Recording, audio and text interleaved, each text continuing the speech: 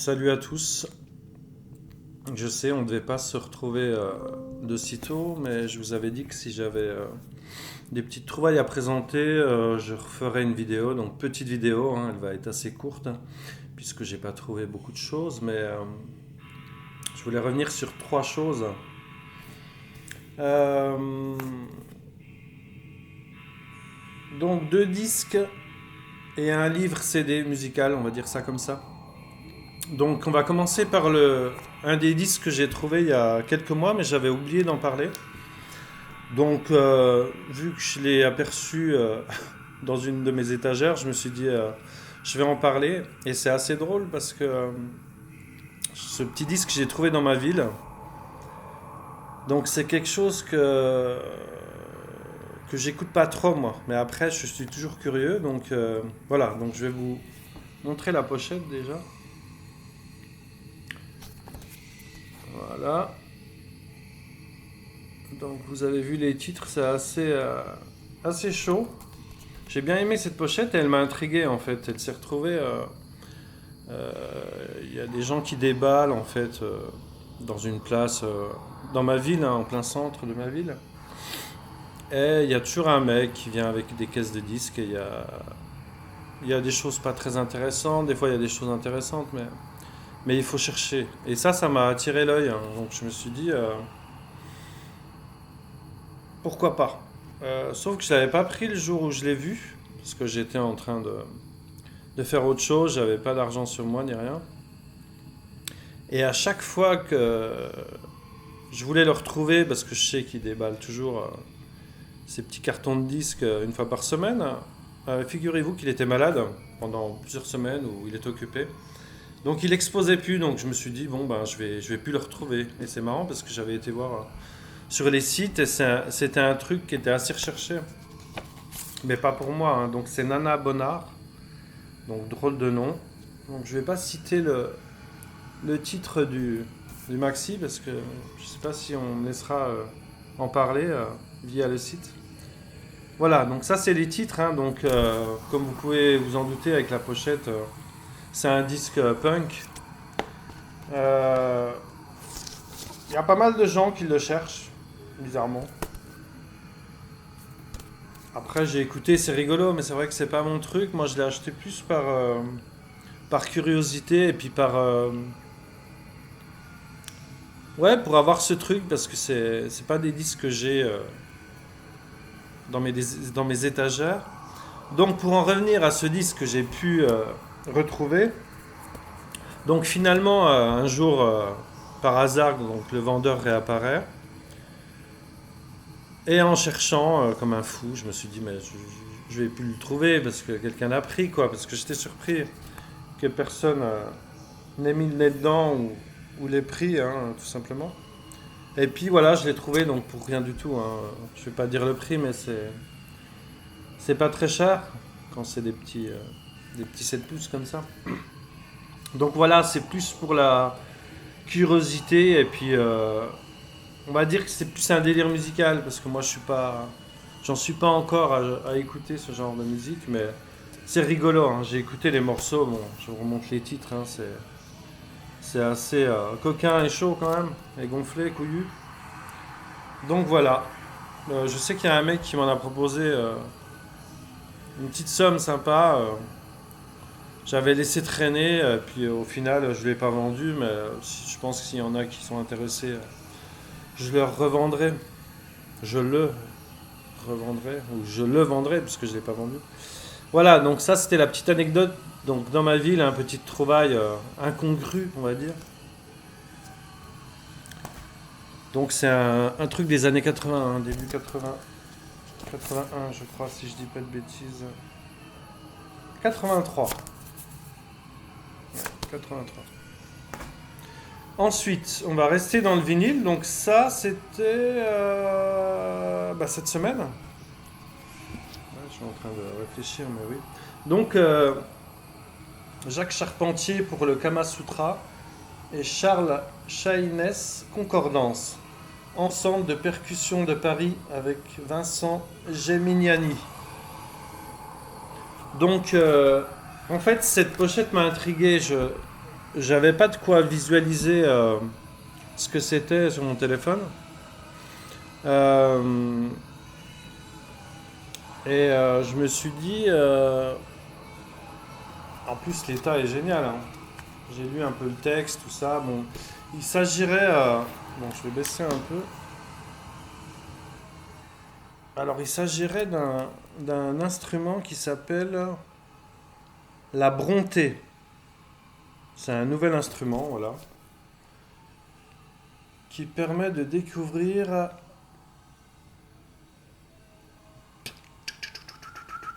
tout naturellement l'écoute des 2 heures enregistrées. Voilà, donc ça a été fait avec une brontée, on dit la brontée, ouais, ils disent ça comme ça. Donc ça a l'air d'être cet instrument, un peu bizarre, hein. Donc ils expliquent ce que c'est, pourquoi ce nom, comment ça se joue, etc. Donc c'est accompagné de percussions, hein. Il y a des cymbales, il y a des tam-tams, d'apercus, etc. Donc, et en fait, je le cherchais, il était dans ma wantlist, mais je ne le savais pas puisque je ne pouvais pas le voir, mais je savais que cette pochette me parlait.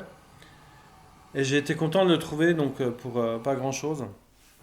Donc encore dans ma ville. Donc par contre, je conseille Vincent Gemignani, donc que j'ai découvert après avoir mis ce disque dans une wantlist. Euh, Parce que il a fait un disque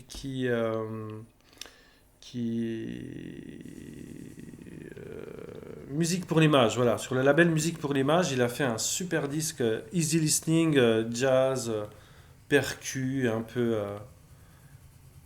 très sympa, qui fait penser à des musiques de films ou de pièces de théâtre, de choses comme ça. Donc c'est toujours un label très intéressant que j'ai connu il n'y a pas longtemps. Et j'ai vu qu'il avait fait un truc dessus, donc Vincent Gemignani. Donc très sympa. Et le truc date de 1970, en super état en plus. Ce qui est bien, c'est de le trouver en super état. Bon, vous voyez peut-être pas, hein, parce qu'il n'y a pas beaucoup de lumière, mais j'ai la chance qu'il soit en super état 56 ans après. C'est quand même incroyable. Je me dis, c'est le genre de disque que les gens ont acheté ou se sont fait offrir et ils l'ont très peu écouté ou ils en ont vraiment pris soin. Donc la pochette est en super état aussi. Voilà. Très belle pochette, un peu intrigante avec l'instrument. Donc la brontée. Voilà, donc c'est fait avec du métal, hein, j'ai vu. C'est un drôle d'instrument, il faudrait que j'aille voir un peu. C'est un truc un peu expérimental, hein. Je ne sais pas s'il y a des musiciens qui s'en servent encore. Peut-être dans les commentaires, hein, si jamais il y a d'autres disques faits avec de la brontée, mais pas que seulement de la brontée. Il y a aussi de la percussion, hein. Et c'est vraiment exceptionnel. Il y a une face que j'aime plus, c'est celle de Jacques Charpentier pour le Kama Sutra. Donc elle est écoutable sur YouTube. Vous pourrez l'écouter. Vous me direz ce que vous en pensez, si vous connaissez, si vous connaissez pas. J'aime beaucoup. Et bizarrement, j'avais chopé ça il y a 2 ans, donc toujours avec Monsieur Charpentier. Donc c'est le meilleur morceau de. C'est une compile en fait d'artistes contemporains qui m'a intrigué aussi. Pareil, hein, la pochette. J'ai pas pu l'écouter, mais j'ai adoré la pochette. Donc on voit, mais c'est des visages de musiciens. Hop. Et le morceau de Charpentier est exceptionnel. C'est le mieux des 4. Pareil, dans un super état, hein. Alors je vais vous le montrer. Jacques Charpentier, ça s'appelle Prélude pour la Genèse. Voilà, j'espère qu'on voit bien. Donc c'est génial, hein. En fait, c'est un super compositeur. Pas tout, hein. J'ai écouté, il y a beaucoup de classiques un peu pas trop fait pour moi, mais il y a des choses sympas, ouais. Et pour en revenir à celui-là, moi je le trouve assez. Bah, du coup, il est assez expérimental, il le classe dans l'avant-garde jazz. Euh, ouais, contemporain forcément. Mais oui, c'est une forme un peu de easy listening. Non, pas easy listening. C'est de l'avant-garde jazz, mais c'est assez. Ça me fait penser aux percussions de Strasbourg, la collection avec Xenakis, des choses comme ça. Euh, ouais, ça m'a fait penser à ça dans la façon de jouer et puis les interprétations en fait. Donc je vous conseille, enfin je vous le conseille, allez écouter si vous êtes curieux, puis vous me direz si vous avez aimé. On va faire ça. Voilà, donc la troisième chose, donc là c'est toujours dans ma ville, hein. La troisième chose c'est le morceau, enfin c'est le morceau, c'est un des morceaux tiré d'un bouquin que j'ai trouvé, voilà. Donc Wonderland 1, et c'est le groupe Étant donné, donc c'est un truc que j'ai trouvé par hasard. Euh, donc ce titre, j'ai vu le visu, je connaissais pas un groupe, c'est un groupe en fait, c'est deux frères Étant donné, je vous dirai leur nom après. Et à l'intérieur, il y avait le CD qu'on écoute là. Donc c'est des versions de 11, 30 et puis 3, 4 minutes. Il y a trois morceaux de ce groupe, donc expérimental pour le coup. Industriel, ils classent ça dans quoi encore ouais, musique concrète un petit peu. Donc c'est deux frères qui utilisent leur voix et puis leurs instruments. On les entend en spoken. Et puis, ce qui est marrant, c'est que ça a été fait avec le concours de ma ville, encore une fois, hein. Il y a beaucoup de choses qui me ramènent du moins, dont il se passait dans ma ville. Euh, L'année, je crois que c'était début 2000, je crois. Donc, une vingtaine d'années. Donc, voilà, un petit big up à ma ville. Donc, apparemment, c'était une association qui a lancé ce projet. Ça a été imprimé dans un village du coin aussi. Donc ils appellent ça les éditions Wonderland. Donc ça a été fait, voilà, pas très loin de chez moi, hein, à quelques mètres de chez moi. Du moins la conception, hein, l'imprimerie a été faite dans le village, mais ce qui est marrant, c'est qu'il y a des gens que j'ai dû croiser mais sans les connaître et qui sont intéressés à ces courants assez indépendants et underground pour le coup. Euh, Parce que j'ai vu un des mecs qui fait l'interview et qui a participé au projet, qui fait de la musique. Donc il s'appelle, vous me direz si vous le connaissez, euh, il s'appelle Yvan Etienne. Et ce qui est marrant, c'est que voilà, le groupe parle de ses influences, de ses duos qu'il a fait, ses interventions philosophiques, on va dire. Ils font du théâtre, ils ont fait des films expérimentaux. Ils ont même joué avec Alan Vega, un des membres du Jujuka, des choses comme ça. Donc des gens assez éclectiques. Ils ont fait des choses en solo. Ils ont fait des poèmes aussi, donc ils ont mis des poèmes. Je peux vous en lire un si vous voulez, un qui dure pas longtemps. Allez, au hasard. J'en avais vu un beau.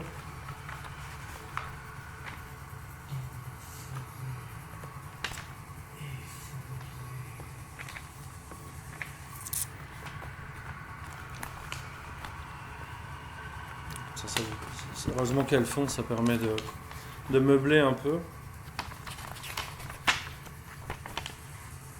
Allez, on y va. Princesse. C'est la main du printemps, la main d'air aux lignes de bois, la main qui sourit, la main qui retient, la main qui attend, et créer deux lunes dans le ciel avec deux doigts. Il y a des belles choses, hein. Donc chacun des deux frères écrit quelques poèmes. Il y a des anecdotes. C'est très philosophique. Il y a une interview à un moment de Étienne, Yvan Etienne, qui leur parle de la conception de leur musique, pourquoi ils la font, à quelle destination. C'est assez particulier, mais c'est le genre de choses que j'aime trouver pour m'instruire et puis pour être curieux, quoi. Et du coup, ça m'a fait connaître le groupe, plus un des mecs qui fait de la musique qui est autour de ce projet, quoi. Donc, c'était pas gagné, hein, mais bon, la pochette, quand même, m'a interrogé, m'a happé, on va dire, voilà, m'a happé. Euh, et surtout qu'il y avait ce CD, donc, avec des morceaux longs, donc je me suis dit, c'est forcément des choses qui vont me parler. Et là, comme vous pouvez découvrir, là c'est le deuxième morceau. Je vais vous laisser, on va se quitter avec le troisième morceau. Et puis on va se dire de retour à la rentrée, hein, puisque je tiens pas trop mes promesses. Mais j'avais dit que si je trouvais une ou deux petites choses à montrer, je le ferais. Euh, voilà.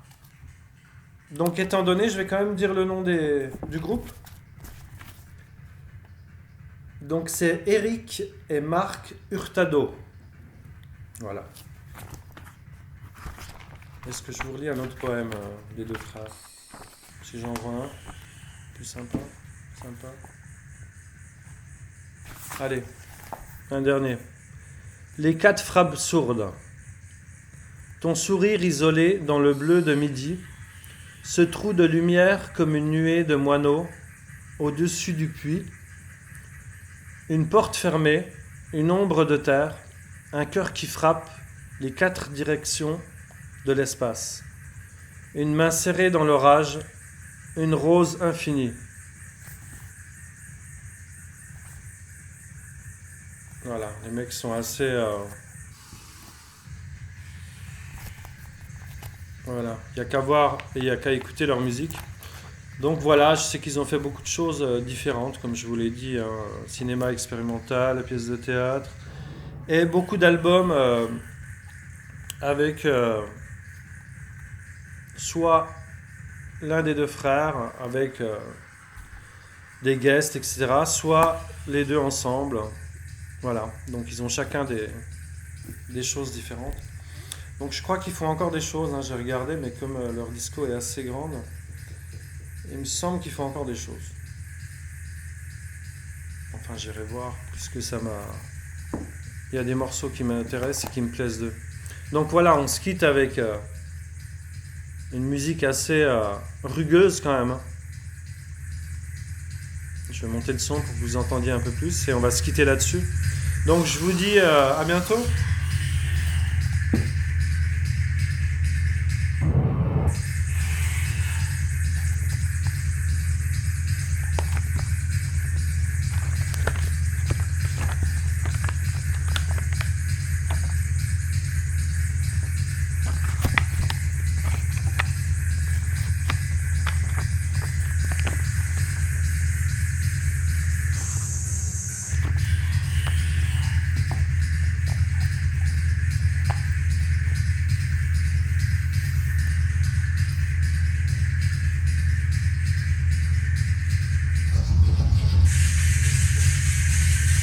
C'est assez effrayant quand même.